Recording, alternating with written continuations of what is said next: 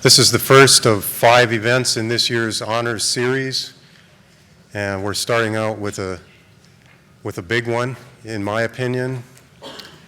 Internationally renowned journalist, author, economic, political analyst, Afshin Molavi is here, currently serving as co-director of the World Economic Roundtable.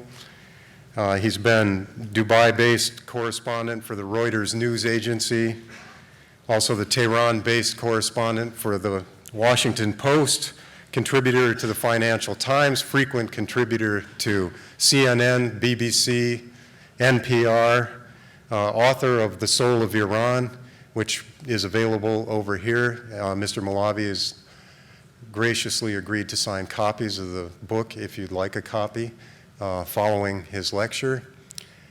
He came in for an hour this afternoon from 3:30 to 4:30 to talk with some of our students, and it's immediately clear, I think what I had already realized, that the depth of his understanding of situations that we all know are turbulent and unpredictable and extremely important is more than impressive. And I look at him and I think, how did you do that and be so young, you know? But without dragging it out, because I'd like to turn it over to him, he has a lot to say, and we'll be opening the floor to question and answers following his talk. And if you would, please wait until we get the microphone to you before you pose your question so that we can all hear the question adequately. We'll really appreciate that. So please join me in welcoming Afshin Molavi. Thank you very much. Thank you. Thank you, Dr. Kane, and it's my pleasure to be here at Embry-Riddle, which I'm told was called the Harvard of the skies, but as the president informed me, Harvard is actually the Embry-Riddle of the land. Is that right?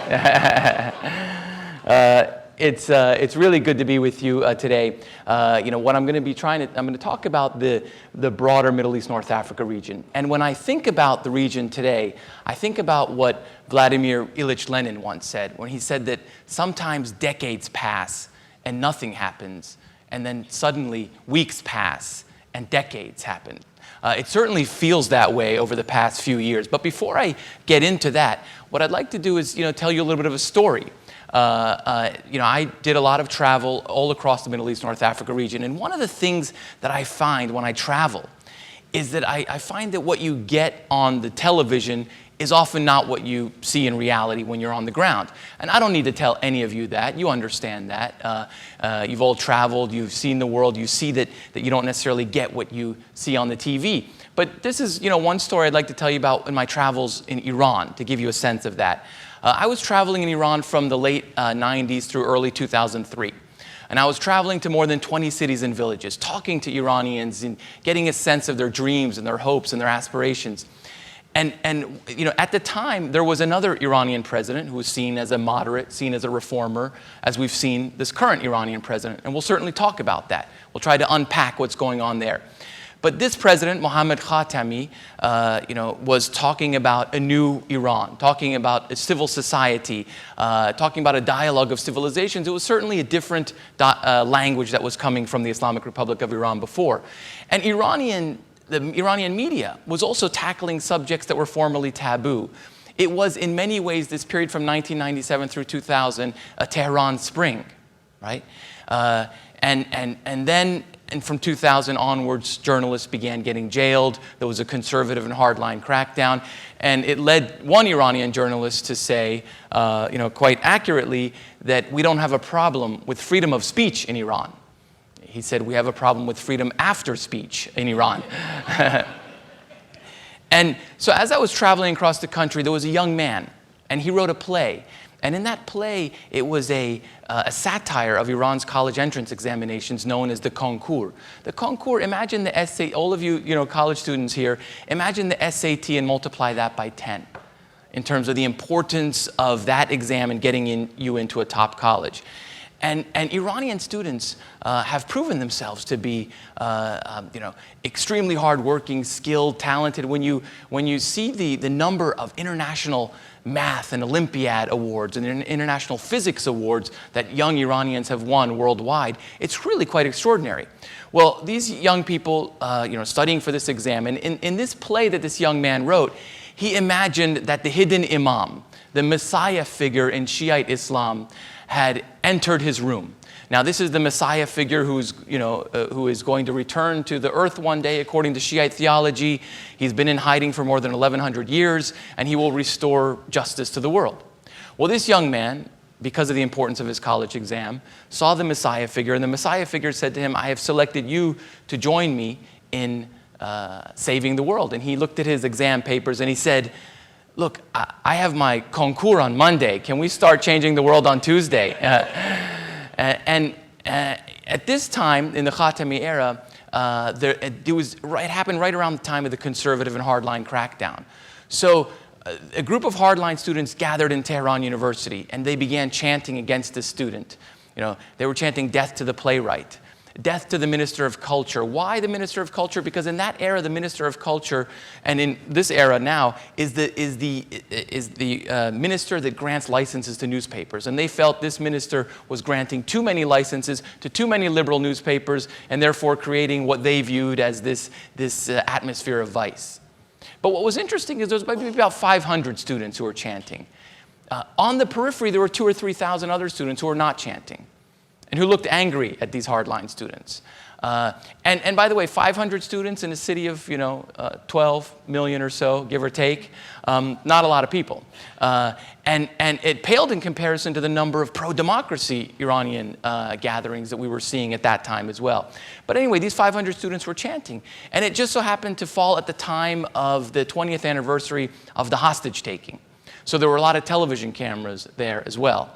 And so the students were chanting death to the playwright, death to the Minister of Culture, death to America. I'm not sure how America got involved in this, but they threw that in for good measure. And then as I was speaking to some of the students who were not participating, telling them who I was, and at the time I was working for the Washington Post, they turned to me and they said, it's not fair. Well, look at all these television cameras. You guys are going to project this image to the world, and the world is going to think we're all loony. The world's going to think we're all, crazy. But that's not how we all feel, And he was right, of course. In fact, I would argue, and I'm not the only one, Nicholas Kristof has argued this, Thomas Friedman has argued this, a lot of people have argued this who've traveled to Iran, that the population in Iran, unlike the government, is probably the most pro-American population in the region. And we'll talk about that, as well. But this, on this day, the television cameras were rolling, and then I went and spoke with some of the hardline students. And what surprised me most is I was speaking to one of the hardline students, and he turned the questions on me. We were speaking in Persian. I'm of Iranian descent, was born in Iran, and grew up in the United States. But I was speaking with him in Persian, and he turned the questions on me, and he said, "Who are you?" And I told him who I was. "And who do you write for?" "I write for the Washington Post." "And how long have you been here?" "A few months." A few of his thuggish friends started gathering around me as well, and I thought, "Oh, I could be in trouble here." And then he said, "Do you have an American passport?" I said, "Yes, I have an American passport." And then he turned to me without any hint of embarrassment, and he said, "Listen, how can I get a green card?" A true story. You can't make this up. He had actually applied for the green card lottery, which, as you know, we grant about 50,000 green cards through lottery every year. This young man had applied for the green card lottery, and he, was asking me detailed questions about should he get a lawyer, should he not get a lawyer, and I'm not that witty, or else at the time I would have said, you may start by not chanting death to America while television cameras are rolling. But later that night, I was in my apartment in Tehran, and I saw the BBC report. And the BBC report is 20th anniversary of the hostage taking in Iran, students chanting outside Tehran University. But, that event that I just described had nothing to do with, the hostage taking or students chanting outside. It was a much more complex, multi-layered event. And it reminds one, of course, what they say about television news, that if television news were around at the time that Moses descended from Mount Sinai with the 10 Commandments, it would have said, the lead story would have been Moses descended from Mount Sinai with the 10 Commandments, the three most important of which are, So this is, what I'm going to try to do now is kind of unpack the quote-unquote the fall of the Arab autocrats, unpack the Arab Spring and its discontents, in much the same way that I just told you that story. And in order to do that, let me just, I started off quoting Vladimir Ilyich Lenin, so let me throw in another Marxist while I'm at it, Antonio Gramsci. Marxists are good at quotes. They're not good at much else, but they're good at providing quotes. Antonio Gramsci, the Italian writer of the 1930s, he was writing of a different time and a different era, but it's quite relevant to the Middle East, North Africa region today, in which he said, the old is dying and the new has not yet been born. And in the interregnum, there are dangerous morbidities. So in many ways, we're witnessing the dangerous morbidities of this transitional period in the Middle East, North Africa region today. So in order to kind of unpack it, to take you to the street, let's go directly to Tunisia. Let's go to a city called Sidi Bouzid. If I was good with graphics, I'd have a map of the Middle East, North Africa, and it would zoom to Tunisia, and then we'd zoom to Sidi Bouzid, and then we'd do a Google Earth zoom to a vegetable market in Sidi Bouzid. December 17, 2010, a man by the name of Mohammed Bouazizi, a young man, set up his vegetable cart like he did every day. Normal, routine practice. And on that day, as he set up his vegetable cart, the police officer showed up and asked him about his license. Told him he didn't have the right license. Was really shaking him down for a bribe. But Mohammed Bouazizi either didn't have the money for a bribe or chose not to pay the bribe. A confrontation ensued. His license was taken away from him. Mohammed Bouazizi was in his late 20s. That vegetable cart was supporting 4 brothers and sisters and both of his parents with the proceeds of that vegetable cart. Now, what happened next? Mohammed Bouazizi went to the municipality. When we think of these governments in the region, we often think at the foreign minister level. We think the president level. But for the average citizen, the government is the police officers and the municipalities. And these police officers and municipalities are often quite predatory, not just in the Middle East, North Africa region, across the developing world. And in this case, he went to the municipality and he asked for his license back. And he was told to leave. He neither had wasta, which is Arabic for connections, nor bakshish, the money for a bribe. And so what happened next? He went outside, and what did he say? Did he say, give me liberty or give me death? No, he said, how am I supposed to make a living? That's what Mohammed Bouazizi said. And 2 hours later, he stood in front of that same municipal building, took a jar of gasoline, poured it on himself, and lit himself on fire. Now, this was the self-immolation that lit the Arab world. Now, why? Why this one? We've seen other events we've seen other acts of protest, and sadly, we've heard of other people, and we've seen other people who have lit themselves on fire. Again, not just in the Arab world, beyond the Arab world as well. So why did this event take off? Well, to some extent, you had to understand the conditions that Mohammed Bouazizi was living in. And let's zoom out from Mohammed Bouazizi for a moment, and let's take the Middle East, North Africa writ large. And let's look at some of the demographics. 2/3 of the population in the region are under the age of 29. 1/3 are between the ages of 15 and 29. And in some countries, you have half populations under the age of 21. You have 60% under the age of 21 in some countries. So it's a very young demographic all across the region. Now, add to that young demographic high levels of unemployment, the highest youth unemployment anywhere in the world on the eve of the Arab Spring. Now, add to that underemployment. I can't tell you how many times I was in a Cairo taxi or a Tehran taxi or a taxi in Tunisia in which the driver was a master's degree holder, someone who was driving that taxi because he simply couldn't get a job. So large numbers of underemployed youth. And here's an interesting statistic. The Middle East, North Africa region on the eve of the Arab uprisings had the highest number of unmarried males, highest percentage of unmarried males between the ages of 25 and 29 anywhere in the world. 51% of the population ages 25 to 29 of males were unmarried, higher than anywhere else in the world by far.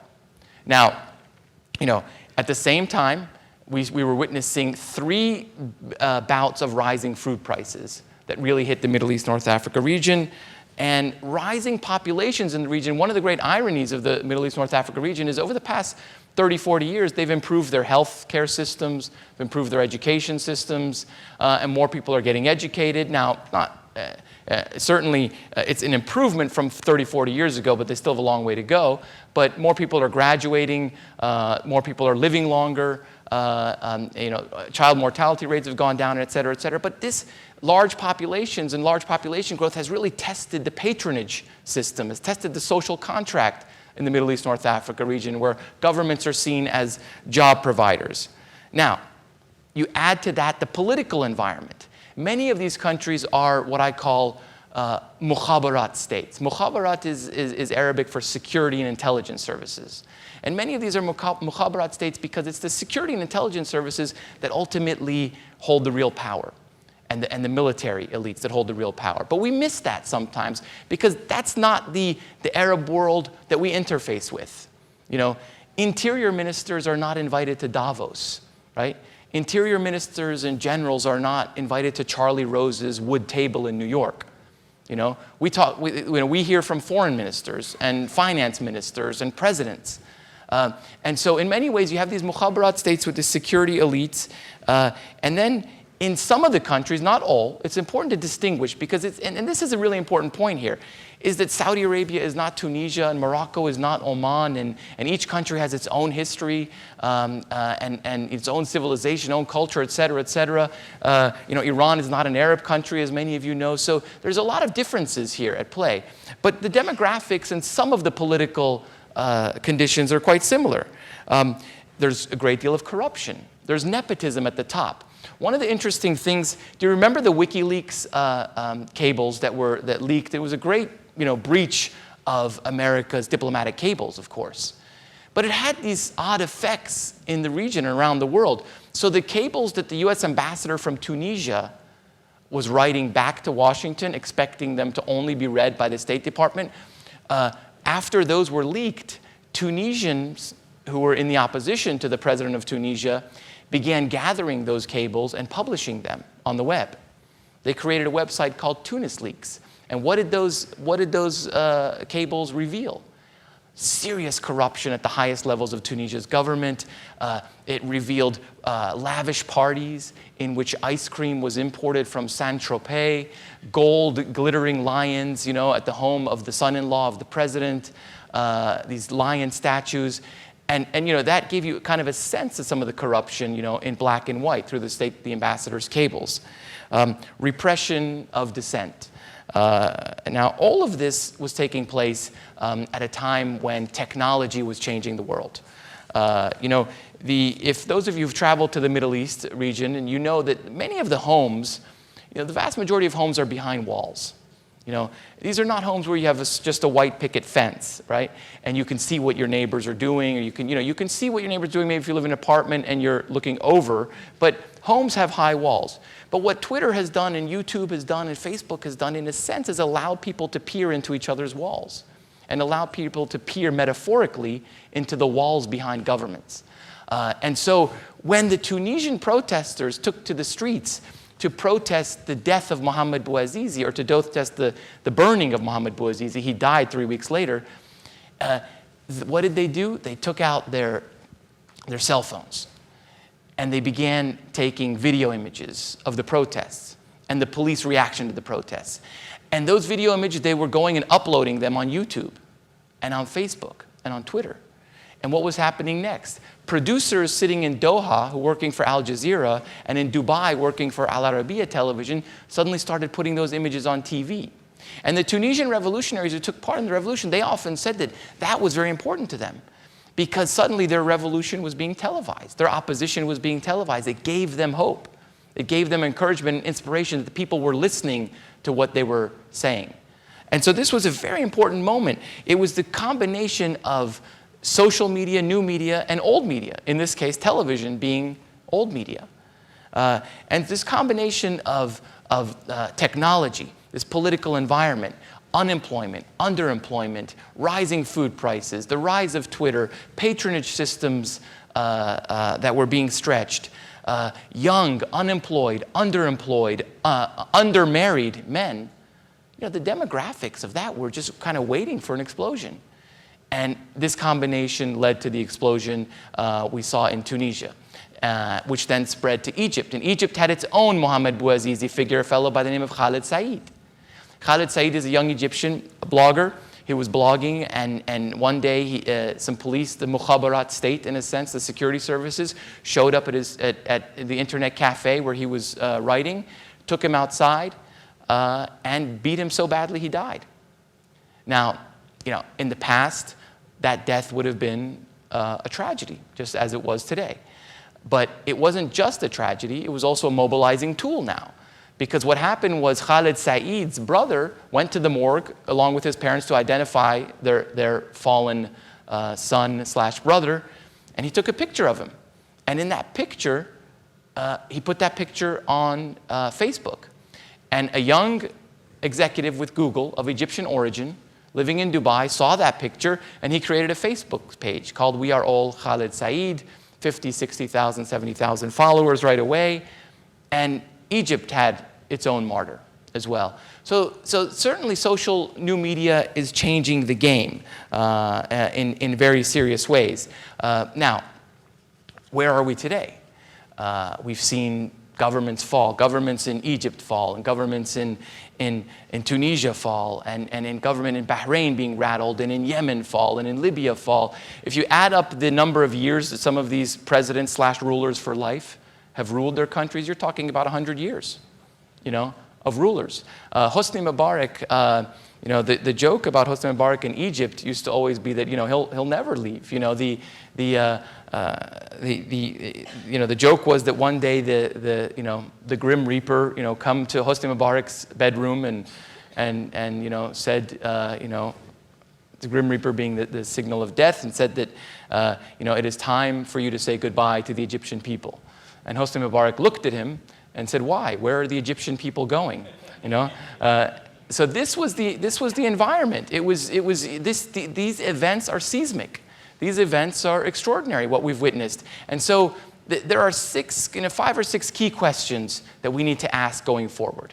And these are the questions, I think, that have national security interest implications for the United States, but also just human interests for us as human beings. Let me put, the first question, let me list the sort of 5 or 6 questions, and then we'll go through them one by one. Question number 1 is Saudi Arabia. Whither Saudi Arabia, and where is Saudi Arabia going in all of this?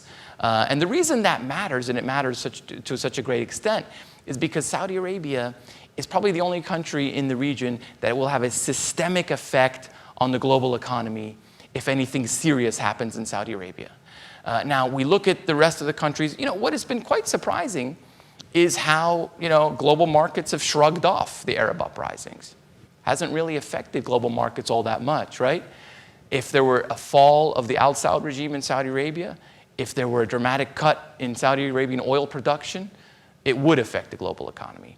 Oil prices would skyrocket. I mean, there are basically 4 macro drivers of the global economy. It's the US economy, the Eurozone, China, and oil prices. And that's why Saudi Arabia matters so much in terms of national security interests, in terms of global economy.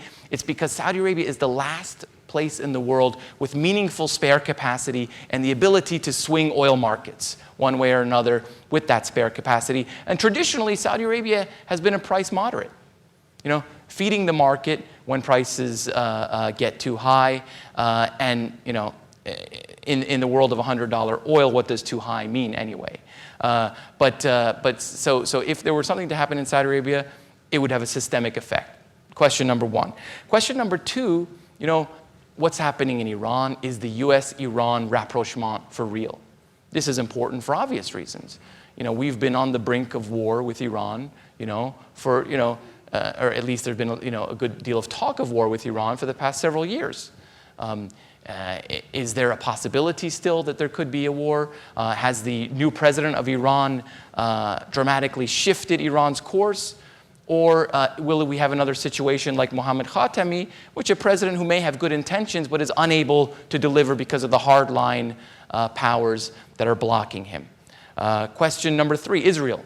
Prime Minister Netanyahu, clearly not impressed with the Iranian president, clearly feels that he has called him a wolf in sheep's clothing. Will Israel hold off in terms of attacking Iran's nuclear facilities? It's a big question. It's a big question we need to ask and be concerned with. Question number 4, the Syrian civil war. What are we seeing in Syria?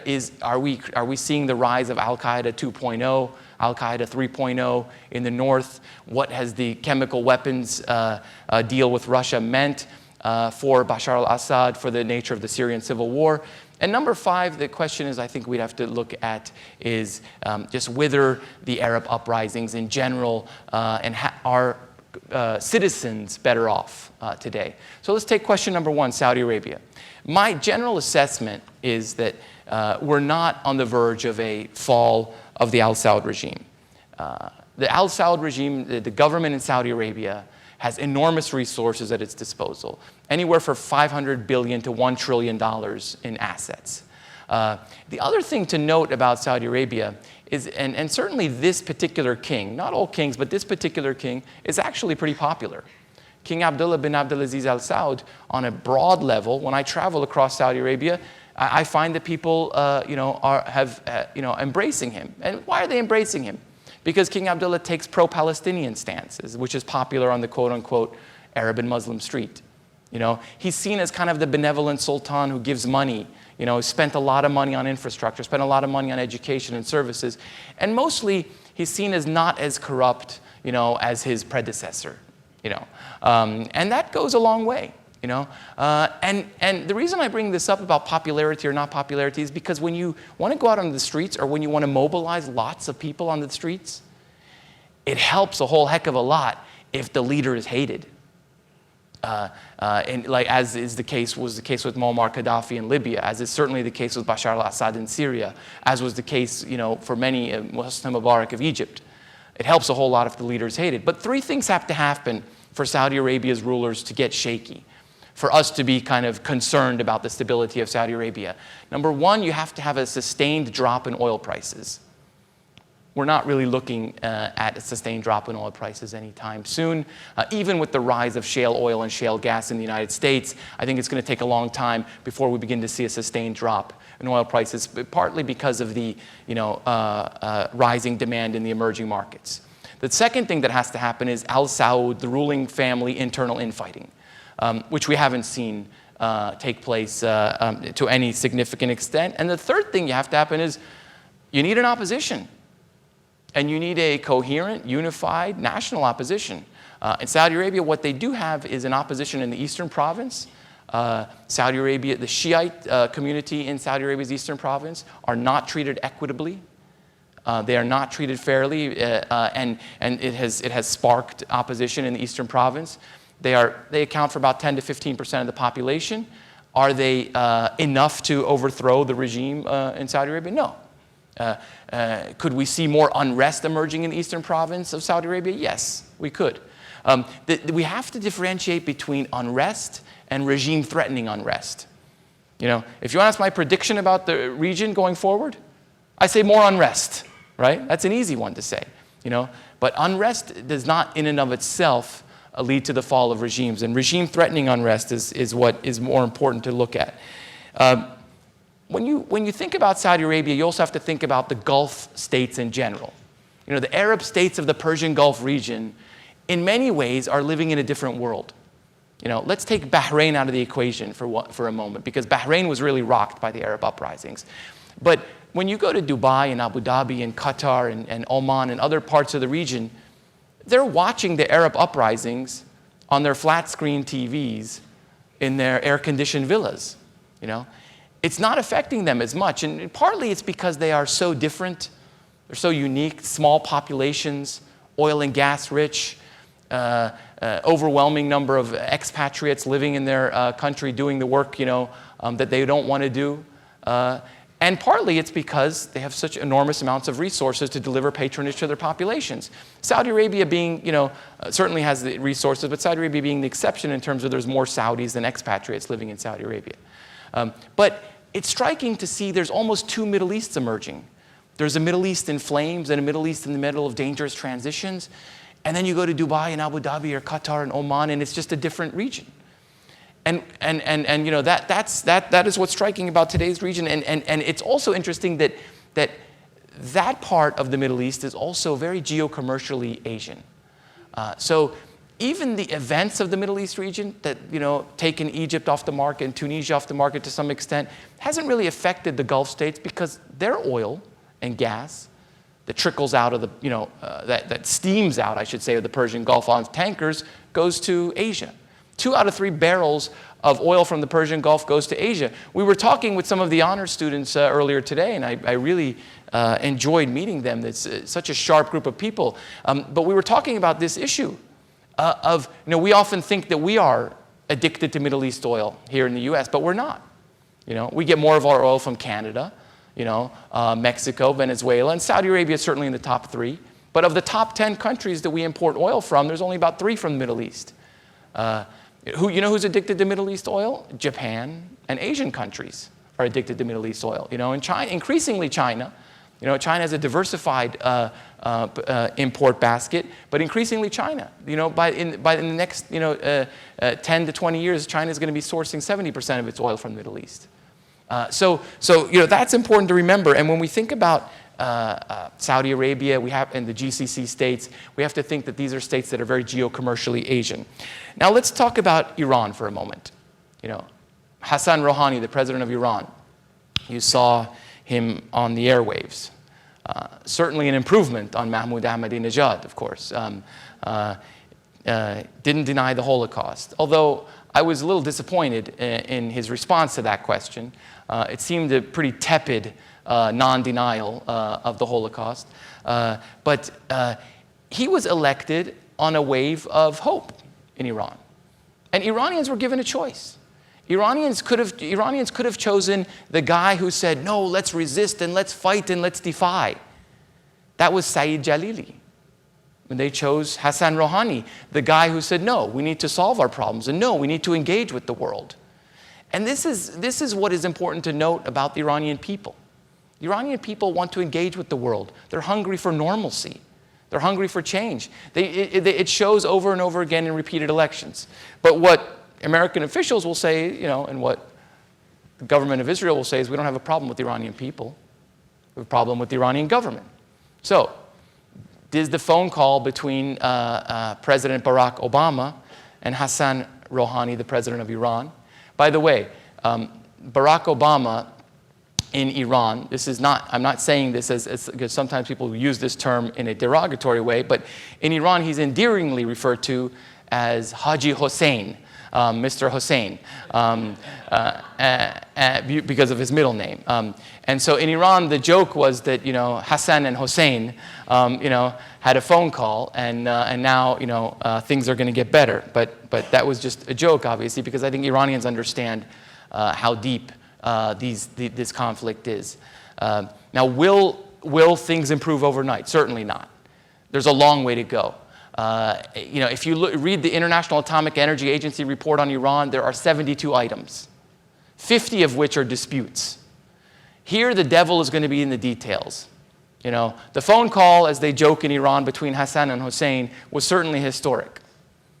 But it's not nearly enough. The devil's going to be in the details, and the details are going to be a hard, long slog. And there's going to be folks in Washington who don't want President Obama to take any diplomatic chances on Iran, and there's certainly folks in Tehran who don't want President Rouhani to take any chances in the relationship with the United States. In fact, President Rouhani, upon his return from the United States, was greeted by a crowd that pelted his car with eggs and even a shoe.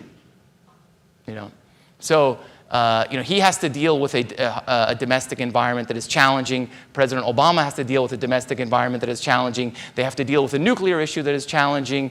I often say it's like two symphony conductors who have to conduct separate orchestras and then get them to work together, and you've got a lot of musicians who don't want to even be in this orchestra.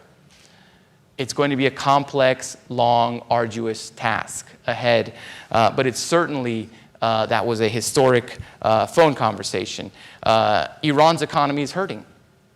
Over the past 2.5 years, the sanctions that have hit Iran have hit it hard. Iran is losing $5 billion a month in oil revenue, $5 billion a month. And these are statistics that Iran's own government, puts out, $3 to $5 billion a month.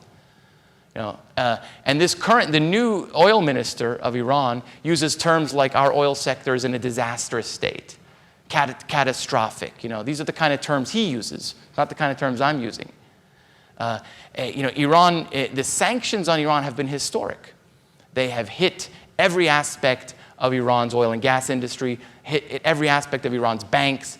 Iranian banks can't do routine international transactions. From the oil, there's not a single multinational Western energy company willing to do business in Iran. Chinese companies that are based in Iran are dragging their feet on concessions. Iran had the third highest inflation rate in the world. When you look at the economic growth in countries around the world, Iran contracted 2%, right? The IMF said that Iran's economy contracted 2%. It's the only economy east of Europe that contracted. Amidst this emerging markets revolution, Iran is bleeding red. Now, what did Hassan Rouhani say about the IMF numbers? He said 2%. We contracted 5%, right? So, there's a certain amount of honesty now about the problems in Iran, but honesty is not going to cut it. So these problems are serious. And Iran wants relief from sanctions. And no matter how smart a targeted sanctions regime is, you're going to hurt the people as well. You're going to hurt the middle classes. And Iranians are having a hard time, getting medicines that they normally could get routinely. The brain drain of Iranians continues. And what is particularly sad to see is young, dynamic, educated Iranians flying to Indonesia and getting on rickety boats and becoming boat people, trying to go to Australia. And when they land in Australia, they are taken in and taken to jails and sent back, et cetera, et cetera. And the Australian government, in fact, this has become a big issue in Australia, and the talk of Iranian boat people. Now, think about that for a moment. A country with the world's third largest oil reserves, number 1 or number 2 natural gas reserves in the world, now has boat people. This is a measure of the failure and the mismanagement of the regime itself, but also the effect of sanctions that have really hit the bottom line in Iran and is hurting their bottom line to a great deal. So, just to sum up Iran, it does seem that, as I said, we have a long way to go. I never like to lose faith in the Iranian people. Having traveled across Iran, having seen some of the most talented and interesting and dynamic and hardworking and resilient people, I never like to lose faith in them. But again, they're not the ones making these decisions. And I only hope that they will be on the receiving end of better decisions. So let's move to Syria. What worries me about Syria right now is northern Syria is becoming a jihadist haven.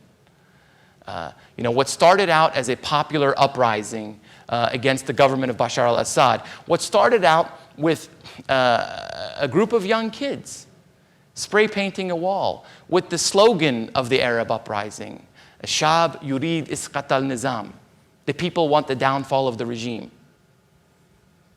What started out as a bunch of kids spray painting a wall, the heavy hand that Bashar al-Assad dealt them, taking in some of those 13, 14-year-old kids, beating them up, telling their parents that, forget they even exist.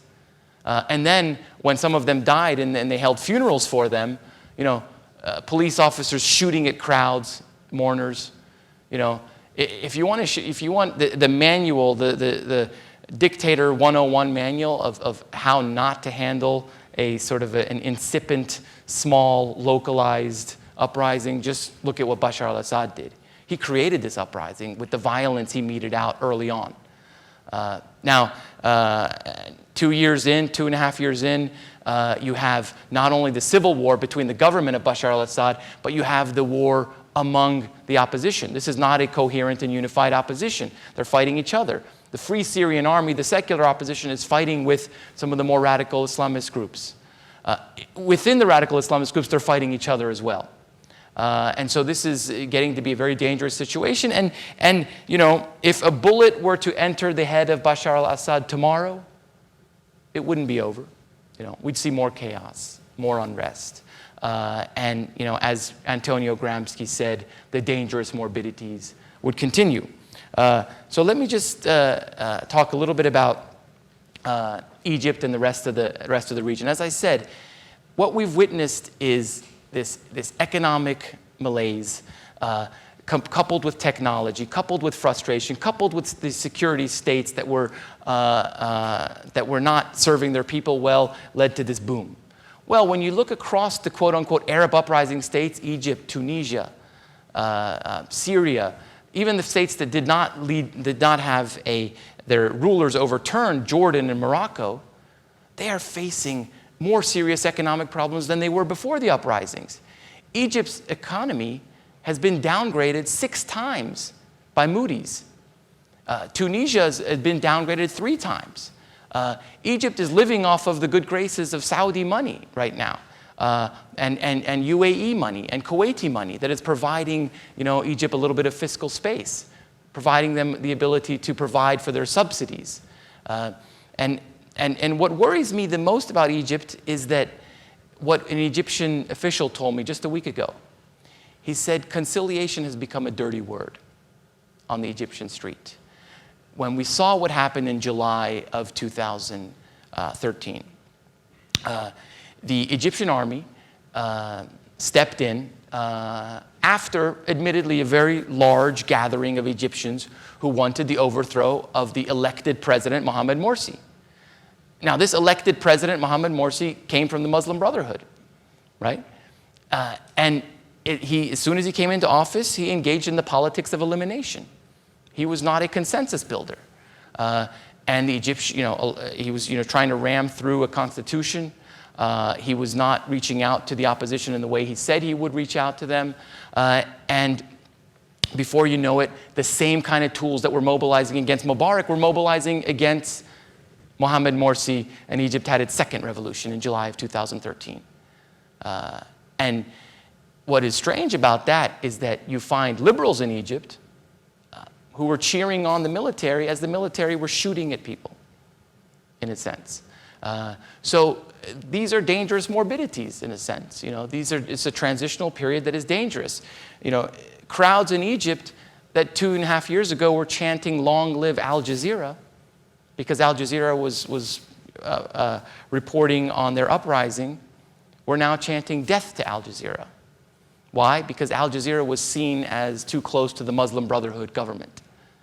Right? So what we're seeing is this dramatic reordering. It defies real prediction. I think one of the students earlier today asked me to make a prediction, and I like to quote Yogi Berra, who said, I never like to make predictions, especially about the future. With that in mind, let me just open it up to your thoughts and questions, comments, and vigorous objections welcomed as well.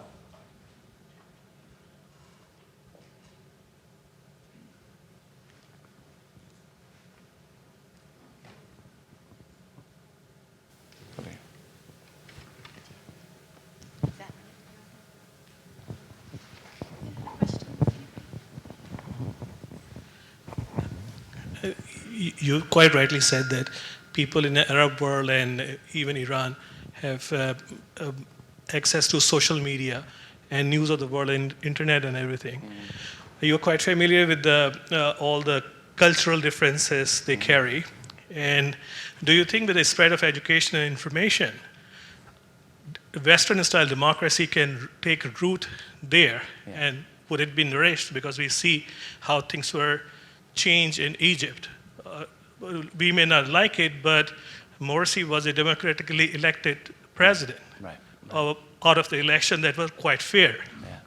But of course, there were opposition. Now we see there's a chaos. Yeah, yeah. So- No, so did anyone hear the question was, with the rise of social media, the increase in education, can we see Western-style democracy in the Middle East, North Africa region? And then he pointed to Mohamed Morsi's election in Egypt, which was, whether you like it or not, democratically elected leader.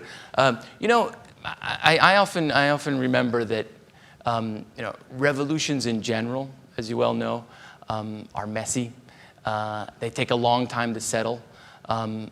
Cuban Revolution, French Revolution, Russian Revolution, Iranian Revolution, they're generally not good for the economy. They generally don't serve the people all that well in the first, decade or 2 decades or 3 decades, sometimes 4 decades. And it's also important to remember that even, our own democracy, we didn't live up to the promise of all men are created equal, until late in our democracy. Wasn't until 100 years later that blacks were freed from slavery. Another 100 years till African Americans were given the right to vote. 150 years from our revolution to women given the right to vote. So I think that in our Twitter age, we kind of expect insta democracy. But these are going to be long, hard slogs. And these could be the first steps, but the first steps can often be the most painful. So that's how I see it. Thank you for your question.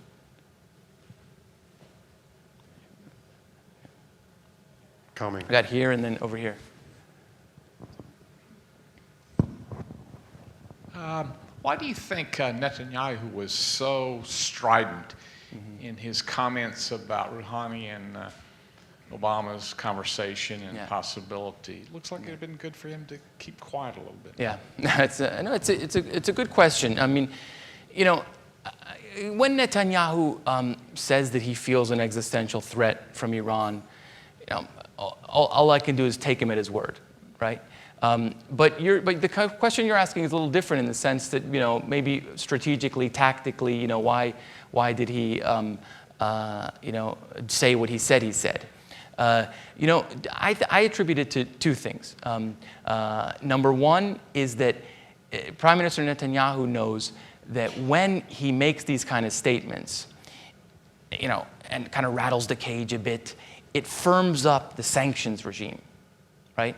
When he was making these kind of statements, before, and when there was more concern that Israel was going to strike militarily at Iran, that's when the Obama administration was going in, kind of tightening up the sanctions. And it's worth noting that President Obama, who was seen by some as more conciliatory towards Iran, has been the architect of some of the harshest sanctions on Iran as well. That's worth noting as well. And part of that is, part of that is, when Netanyahu puts that kind of pressure on him, it helps to show Netanyahu, look, we've got, these hardline sanctions. We've got these pretty hard sanctions on him. And the second reason is that I think he genuinely feels that, this is someone who is just putting on smiles, and he genuinely feels that, this is someone who's not serious, and even if he is serious, he's not going to be able to deliver. And Prime Minister Netanyahu, as you know, is not shy about his feelings. Having said that, the only thing that I'd recommend is he had a better sense of Iranian pop culture, because he was excoriated in Iranian social media recently, because Prime Minister Netanyahu gave an interview to the BBC Persian service, and in the BBC Persian service, he said if Iranians were truly free, they would be wearing jeans and listening to Western music, and having free elections. The free elections part, I'll grant him that. But I've seen some of the coolest jeans ever in Iran, and the parties I went to were full of the latest Western dance music. But I think I attribute it somewhat to that.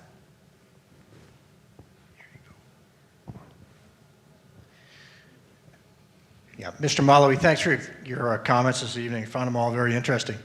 In particular, your forecast on the north of Syria. Yeah. I'd be interested to hear how you have accounted for the Kurdish influence up there. The Kurds have overwhelmingly proven anti-Islamist throughout the north of Iraq. The population in the north of Syria, although it's not overwhelmingly Kurdish, it's largely and historically Kurdish. They're still proving to be anti-Islamic. They're split between two relatively secular groups. One is extremely pro-Western, extremely pro-United States, which is the Kurdistan National Assembly of Syria.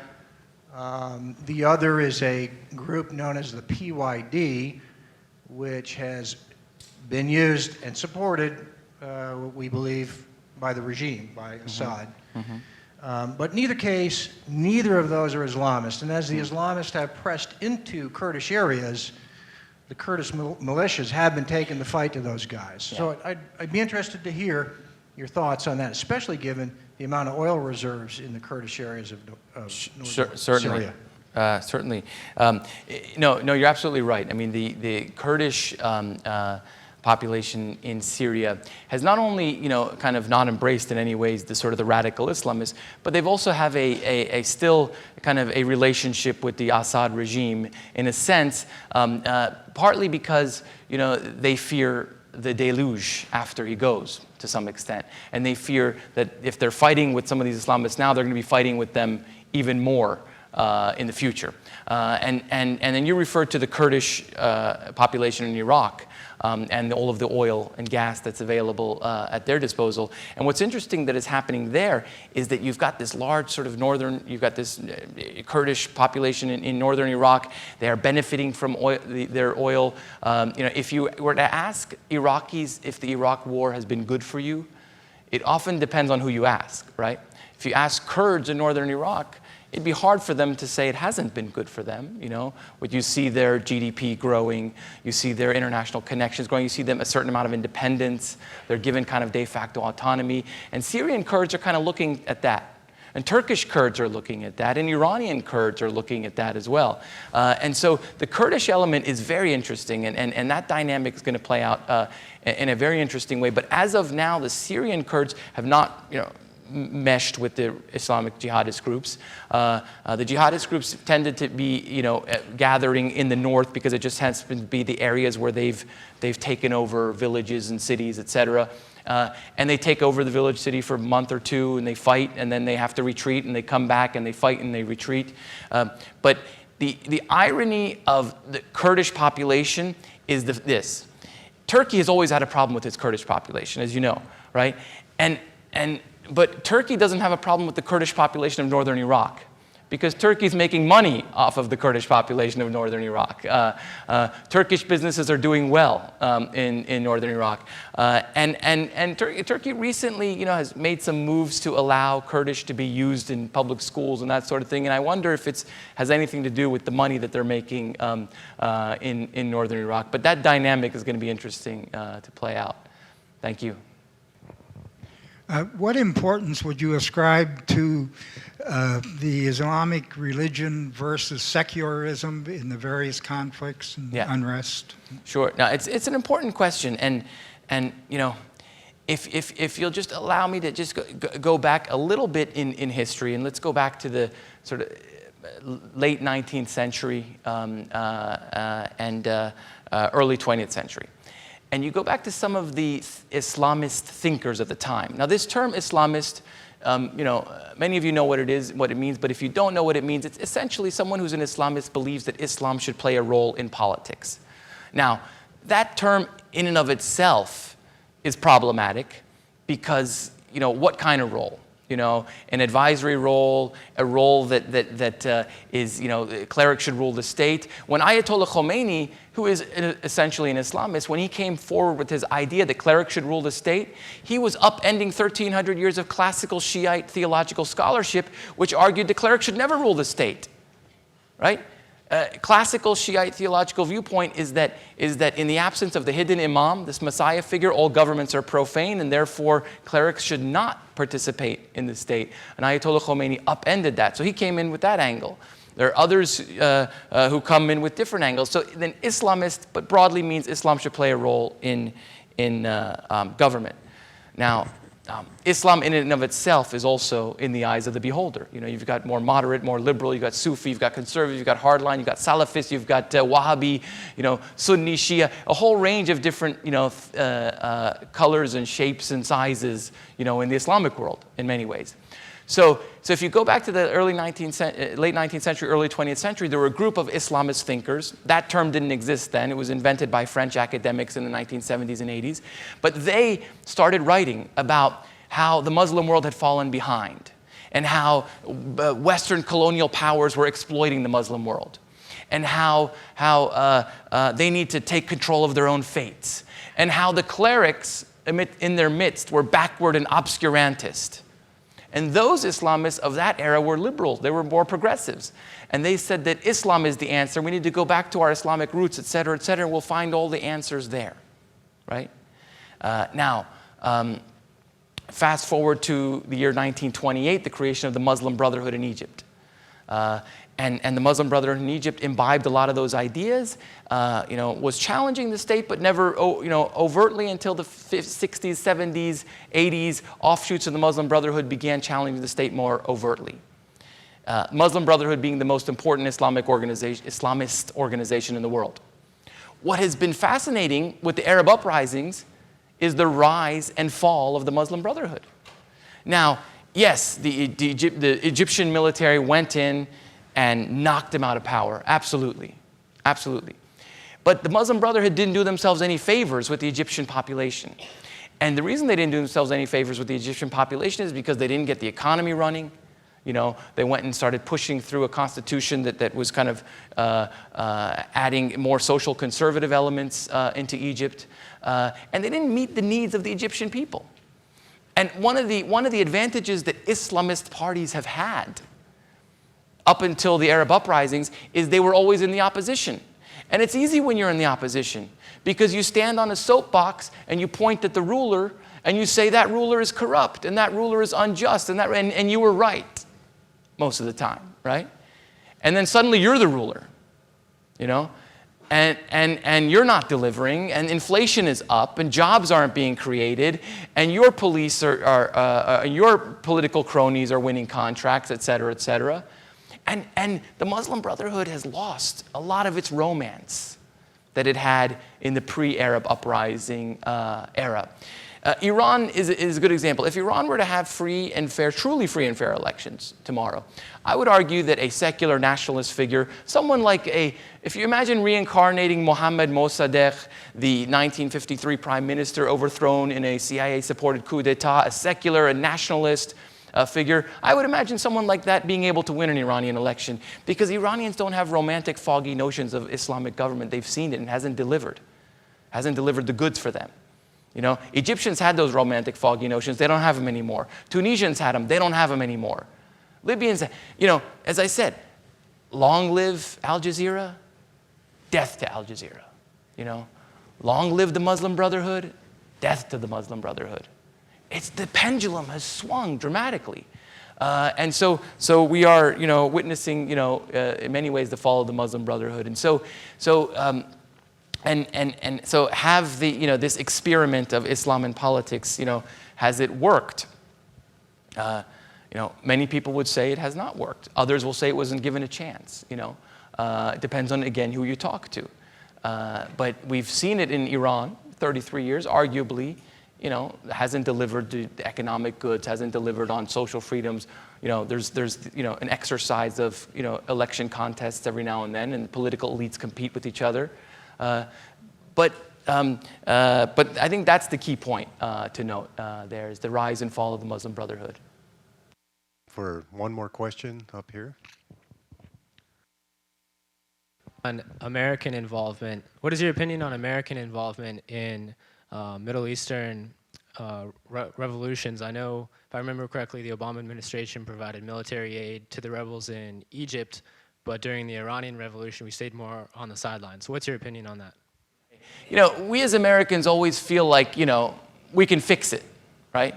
You know, we can do something, and we'll change it, and we'll change the facts on the ground. And, you know, we don't have, you know, as much power and influence to do that as we used to do. Now, my personal opinion is that when you have a situation in which people are rising up and you have governments beating them and killing them and shooting them, et cetera, the least we can do is morally condemn, those actions. And in 2009, President Obama was late to morally condemn those actions in Iran, as you rightly noted. But then, again, afterwards, he's been no softy on Iran. He's hit him hard with sanctions.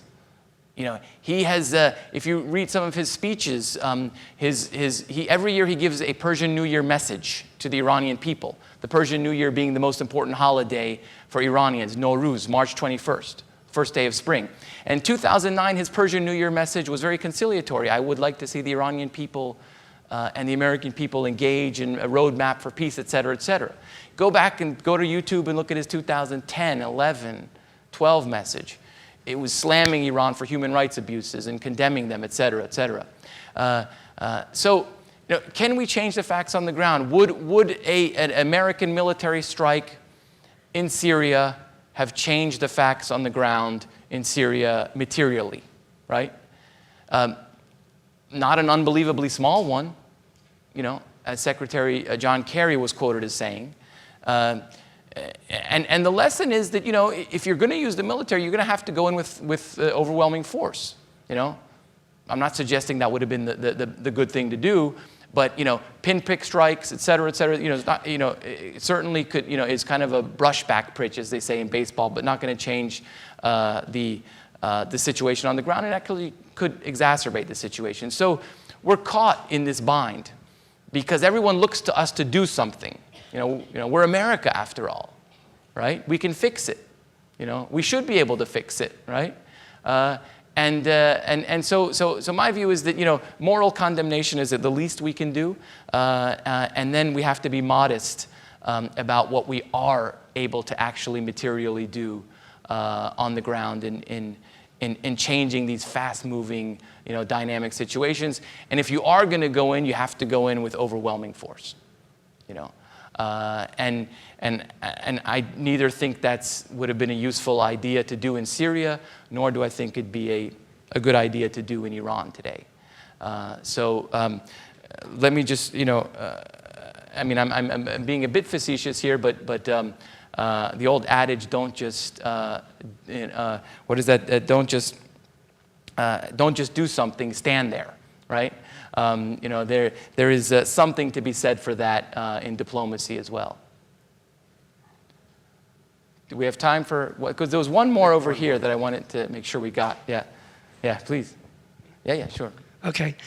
Excuse me. You've expressed some concern about northern Syria becoming a haven for jihadists there. Is there anything that you can imagine that would be likely to change that or prevent that from happening?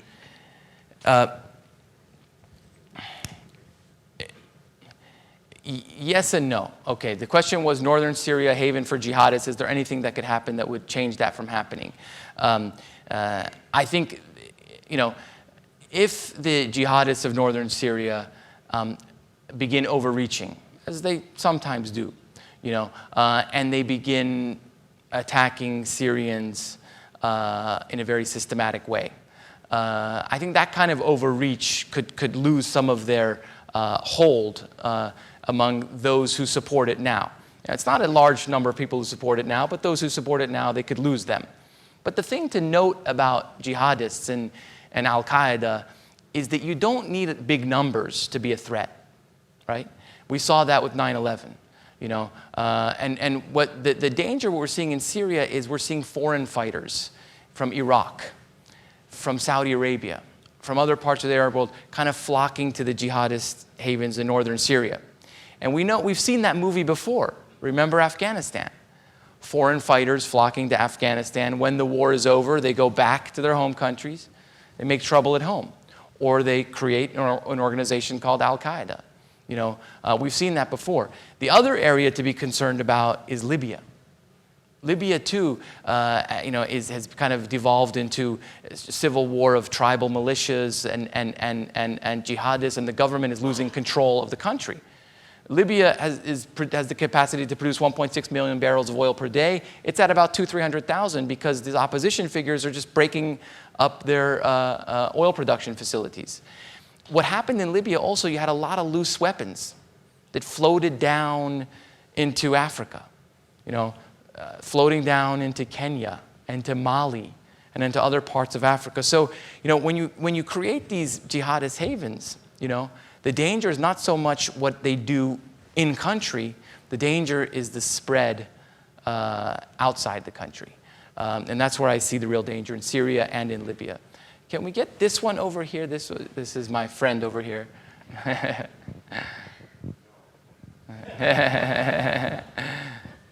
Thank you for one more question. Thank you. Do you believe what's happening in Syria now these days? Yeah. At large is the extension, and it is reflect on neighboring countries. It's an ideological fight between Shia and Sunni. Mm-hmm. You brought up an important question, the Shia-Sunni question, which I probably should have raised because it is such an important part of the region's politics today. But I think sometimes it also gets overplayed as well. Now, in terms of Syria, absolutely, there's a sectarian element has entered this fight, without a doubt. As many of you know, the government in Syria is an Alawite government. It's a minority in the Syrian population. Alawites are an offshoot of Shiism. The majority of Syrians are Sunni. But the kind of the Sunni order, the big Sunni powers, Saudi Arabia, Turkey, Qatar, have all come on the side of the rebels, are all painting the picture of a Sunni opposition to a Shiite government supported by Iran, et cetera, et cetera. If you want to, and then Iran is supporting the government of Bashar al-Assad. But I would argue Iran is supporting the government of Bashar al-Assad for strategic interests. Syria, Lebanon provide Iran's strategic depth on Israel's border, allows the Syria-Iran-Hezbollah axis to thrive. To have Syria, the body of Syria there is very important for Iran. It's a way you get weapons to Hezbollah. And so Iran, it's more strategic interest. And in Saudi Arabia, it's similar. It's strategic interest. There's a Saudi Arabia-Iran proxy war taking place. Now, sometimes it's colored in sectarian terms because it's useful. If you are a Sunni Arab leader and you're worried about the rise of Iran, one of the things you can do, Iran being a predominantly Shiite country, is paint Iran as nothing but a Shiite sectarian power. And if you want to see some of the most vitriolic, racist remarks towards an ethnic group or a religion, all you have to do is read the Sunni radical literature targeting Shiites. In many ways, Shiism, anti-Shiism, has become, to some extent, the new anti-Semitism in many parts of the Middle East, North Africa region today. The most outrageous. I mean, we all know this, heinous document, the Protocols of the Elders of Zion. I'm waiting for a Protocols of the Elders of Hussein being a prominent Shiite saint, to come out. I mean, it's gotten that bad. And so the Sunni states who use this, they're using it strategically because they want to win over their populations. They want to make sure their populations are not swayed by Iran's revolutionary rhetoric. So they use this Shiite-Sunni conflict to their advantage. In certain countries, it's more pronounced than others. In Iraq, it's definitely pronounced. A relative Shiite-Sunni harmony that existed in Iraq no longer exists. Many children of Sunni parents and Shiite parents. Now, the reason I say that is because they call themselves, the children of Sunni parents and Shiite parents, they call themselves sushis, and in many ways, the sushi generation is dying in Iraq because we're not seeing that anymore. But what's going on in Syria, I would argue, is more of a geopolitical proxy war that is painted in Shiite Sunni sectarian terms rather than a purely sectarian war. But, this is worth saying. This is worth saying. we see, horrible acts on all sides. But if you were to just tally up the numbers of attacks from one side or the other, you see far more Sunni attacks on Shiites in Iraq and in Pakistan and other places than you see the otherwise. Heartbreaking. Did you see an elementary school, in Iraq, attacked recently by a suicide bomber? 6, 7-year-olds, killed. So I'm thank you for bringing that up, because it is an important part of this, picture of the region today, and it's getting really out of hand. In the end of the day, these are states. They look out for their state and national interests, and they'll use whatever cards they can use, whether it's using a Shiite card or a Sunni card, whether it's using economics or using money. They'll use what they can use. But having said that, that's a dangerous timber to play with, and they've been playing with that, and it's exploding. So I wish I could have ended on a brighter note, but I guess the mood of the region is not very bright, so I guess it's an appropriate note to end. So thank you so much for your time. I really enjoyed being with you.